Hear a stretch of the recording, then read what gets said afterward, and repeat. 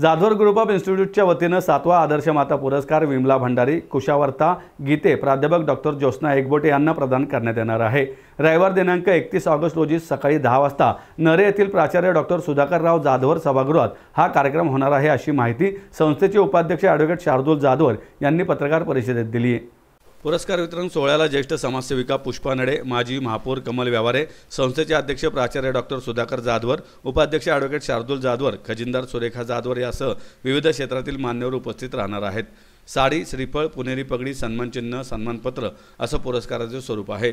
पुरस्काराचे यंदा 7वे वर्ष असून संस्थेच्या खजिनदार सुरेखा जाधवर यांच्या वाढदिवसानिमित्त हा विशेष सोहळा आयोजित करण्यात आला आहे। ॲडव्होकेट शार्दूल जाधवर म्हणाले, जीतो एपेक्स इंटरनॅशनलचे विजय भंडारी यांच्या विमला भंडारी या मातोश्री आहेत, तर तौरल इंडियाचे संस्थापक भरत गीते यांच्या मातोश्री कुशावर्ता गीते या दुसऱ्या पुरस्कार्थी आहेत।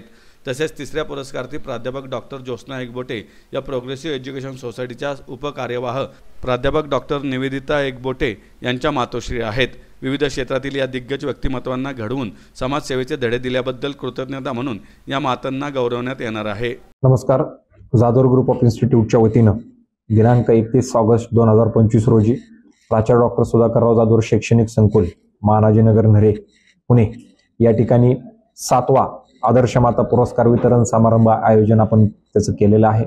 या कार्यक्रमामध्ये आपण यावर्षी 3 मातांना पुरस्कृत करणार आहोत, ज्याच्यामध्ये पहिल्या ज्या माता आहेत त्या आहेत माननीय सौ विमलाबाई बंडूलालजी भंडारी, ज्यांचे चिरंजीव विजय भंडारीजी, त्यांचं जीतो इंटरनॅशनलचं असलेलं काम आणि त्याचं ते सांभाळत असलेले अध्यक्षपद आणि भंडारी मॅडमचं असलेलं सामाजिक काम, धार्मिक काम हे लक्षामध्ये घेता त्यांना तो पुरस्कार जाहीर करण्यात आलेला आहे।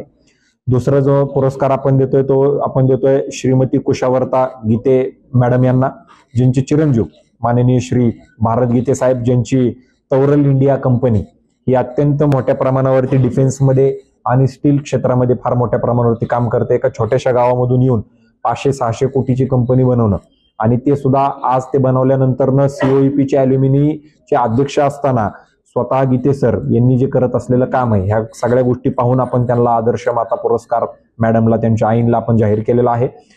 तिसरा जो पुरस्कार आहे तो आपण डॉक्टर ज्योत्स्ना एकबोटे मॅडम यांना आपण देतोय, जे की ट्रस्टी आहेत progressive education society modern college याच्या, आणि सावित्रीबाई फुले पुणे विद्यापीठ पुणेचे ते व्यवस्थापन परिषदेचे सदस्य आहेत। आणि त्यांच्या कन्या म्हणजे प्राध्यापिका डॉक्टर निवेदिता एकबोटे मॅडम, जे की उपकार्यवाह आहेत प्रोग्रेसिव्ह एज्युकेशन सोसायटीच्या। त्यांचं काम जे आहे राजकारणामधलं आहे, जे शिक्षण क्षेत्रातलं आहे, या गोष्टी लक्षामध्ये घेऊन आपण त्यांना तो पुरस्कार जाहीर करतोय। आणि या कार्यक्रमाचे अध्यक्ष माननीय सौ कमलताई व्यवहारे, माजी उपमहापौर पुणे महानगरपालिका, आणि कार्यक्रमाच्या प्रमुख अतिथी म्हणून पुष्पाताई नडे, ज्येष्ठ समाजसेविका, यांना आपण त्या ठिकाणी पाचारण केलेलं आहे।